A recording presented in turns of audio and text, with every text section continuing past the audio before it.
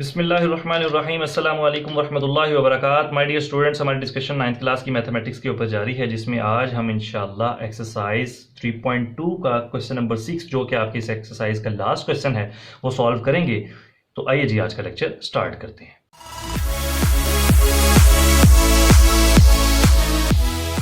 प्यारे बच्चों, question number 6 में कहता है जी find the value of x from the following statements. आपने x की वैल्यूज फाइंड करनी है। इंतहाई आसान क्वेश्चन है और इसी तर्ज के क्वेश्चन हम क्वेश्चन नंबर 4 और क्वेश्चन नंबर 5 भी कर चुके हैं, तो वही काम होगा।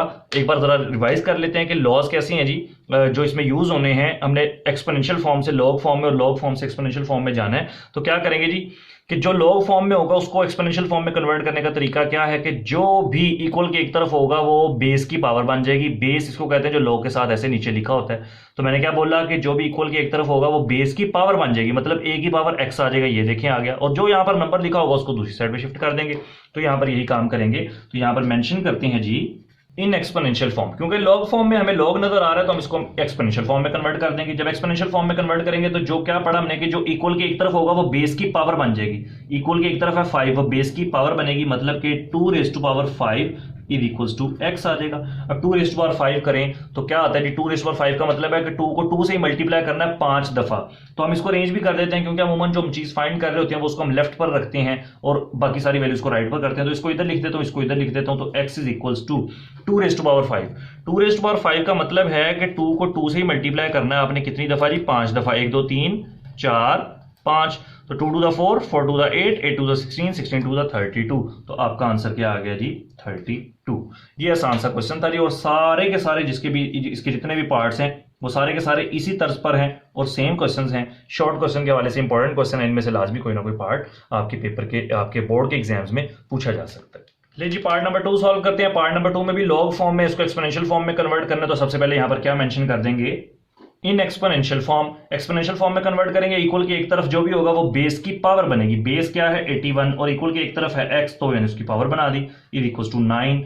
अब मैंने क्या करना है जी 81 को क्या लिख सकते हैं, देखिए 81 को हम 3 raised to power 4 भी लिख सकते हैं, लेकिन 3 की फॉर्म में कन्वर्ट करने का फायदा नहीं ना। यहाँ पर 9 है तो 9 की फॉर्म में बनाएंगे। तो 81 को क्या लिख सकते हैं 9 raised to power 2 और इज इक्वल्स टू 9। ये 81 को 9 raised to power 2 लिख दिया और उसकी पावर ऑलरेडी x मौजूद थी, तो वो साथ x जो है वो एज इट इज आ जाएगा साथ। अब नीचे वाले इक्वल हैं तो ऊपर वाले भी इक्वल होंगे। बेसिस सेम है तो ऊपर वाले भी इक्वल होंगे। जिसकी पावर कुछ नहीं होती उसकी पावर 1 होती है। तो यहां से अगर बेसिस सेम है तो 2 raised to power x वो किसके इक्वल आ जाएगा 1 के इक्वल आ जाएगा। यहां से हमने x की वैल्यू फाइंड करनी है। 2 इधर मल्टीप्लाई हो रहा है, इधर आकर डिवाइड हो जाएगा, तो 1/2 आपका आंसर आ जाएगा। और यहां पर आपका पार्ट नंबर 2 भी हुआ कंप्लीट। ले जी प्यारे बच्चों पार्ट नंबर 3 सॉल्व करते हैं। सेम वही तरीका चलेगा जी। लॉग फॉर्म में है तो यहां पर सबसे पहले मेंशन करेंगे इन एक्सपोनेंशियल फॉर्म।